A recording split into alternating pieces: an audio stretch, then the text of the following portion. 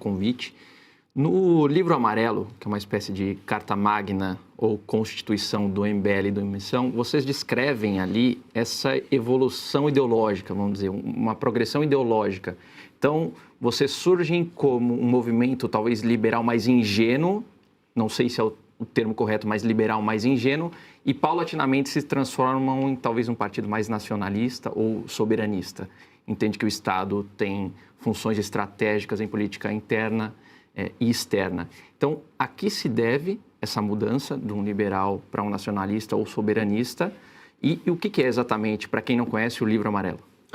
O livro amarelo, eu não sei se eu posso estender um pouquinho, porque esse tema é sensacional, tá? Ele veio de uma percepção que a gente teve em 2019, quando a gente brigou com o restante da direita, que a gente percebeu que até os autores que a gente comentava e as lideranças intelectuais da direita estavam num caminho que não necessariamente a gente concordava. E aí a gente via autores estrangeiros com livros não traduzidos para o português. A gente via que as próprias intuições que a gente tinha, ou as próprias experiências que a gente tinha em mandatos, não batiam com o que a gente defendia em termos, vamos dizer, dogmáticos ou termos intelectuais, vamos colocar aqui. Vou dar um exemplo. A gente falava muito, temos que ter vouchers em escolas. Aí eu conversava com o prefeito, falava assim, gente, nenhuma escola privada vai querer colocar uma escola na favela. Você vai precisar de uma escola pública, você vai precisar de uma polícia ali perto. E aí a gente começa a olhar, fala assim, não, a teoria na prática é outra. E a gente começa a ver os problemas reais do Brasil que não se adaptam necessariamente a uma caixinha ideológica de uma doutrina que a gente defendia naquele período, que é uma doutrina muito americana. Vamos colocar aqui, um movimento liberal / libertário com um pendor conservador, algumas pessoas vão chamar de neocon. A gente falou, vamos fazer uma ruptura com isso, vamos criar uma direita essencialmente brasileira, que leia autores brasileiros e que leia vanguardas do que está acontecendo no mundo todo em termos de direita. Com base nisso, vamos criar as nossas propostas do Brasil? Vamos. E aí veio a discussão do livro amarelo, e a gente trouxe inúmeros jovens de áreas diferentes para criar grupos de trabalho e começar a pesquisar sobre isso e criar, primeiro, um grande diagnóstico e depois as propostas. E a beleza do livro amarelo, são 6 fascículos que saíram, é que isso permitiu que a gente fosse evoluindo. Então você tem um fascículo do livro amarelo que está discutindo o que a gente, discordando do que a gente falou no fascículo anterior. Porque depois ele vai ser transformado no livro amarelo, que pretende ser lançado agora em junho, que será, na verdade, minhas propostas de campanha para o Brasil, onde isso já é maturado, onde a gente participou de discussões, debates, né? Muitas lideranças nossas foram em debates na internet, em faculdades, discutir isso, e eu acho que aí matura para a gente ter uma proposta. Esta questão da ingenuidade liberal e da leitura de que nós precisamos, num mundo em crise, ser soberanista, ela é central para nós. Porque a gente tem que perceber, o mundo que permitiu que o Brasil fosse um país desarmado, que o Collor, lembra que ele soterrou lá a construção da bomba atômica comemorando o acordo internacional? Este mundo, que é o mundo da ordem liberal pós-45, não existe mais.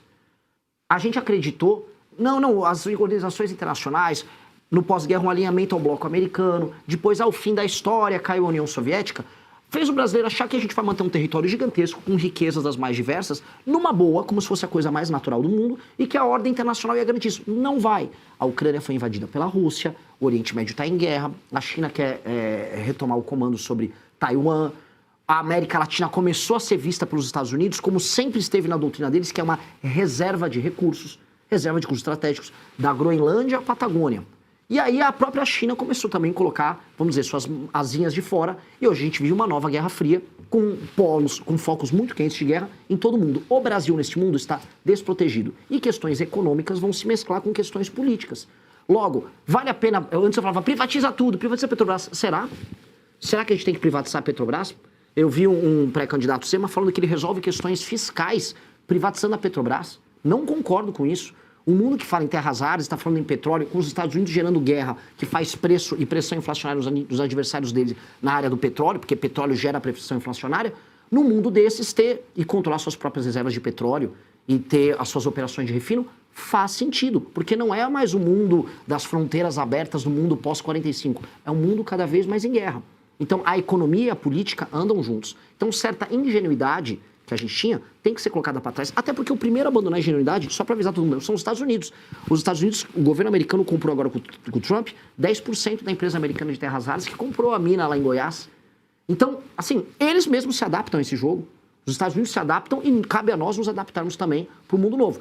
Certas premissas liberais, o Estado enxuto, redução de impostos, diminuição, vamos dizer, do peso do Estado sobre quem trabalha e produz, leis simples e claras, combate a privilégios, óbvio. mas a leitura estratégica do todo e o papel indutor que o Estado pode ter na economia, por exemplo, a gente desenvolver o Nordeste, que para mim é uma coisa central, existe e tem que ser feito. É básico, não adianta a gente fugir disso. Marshall para o Nordeste, alguma coisa nesse Desesperadamente. Nesse aspecto, você falou em soberania. Em algum momento, há uma atitude positiva do atual governo, do governo Lula, na relação da política externa, em tentar garantir os interesses do Brasil em toda essa discussão? Na verdade, desde que Donald Trump assumiu o governo nos Estados Unidos, nisso ele acerta, talvez? Uma boa pergunta, porque eu não consigo encontrar. Eu encontrei uma jogada de marketing do Lula no ano passado, naquele besteirol ali do Eduardo Bolsonaro, comemorando a taxação do próprio país. Mas o Lula fez marketing ali. E não houve negociações verdadeiras e sólidas. Inclusive, amigos meus que trabalham hoje no governo americano me relataram que o Lula passou um dos piores momentos da vida dele hoje. Saiu pálido da reunião ali com o Trump. Até porque o Trump... Você teve essa impressão da imagem do Lula enquanto os ministros dele davam aquela pequena manifestação? Sim, e tenho informações também, assim, que foi muito ruim pro Lula.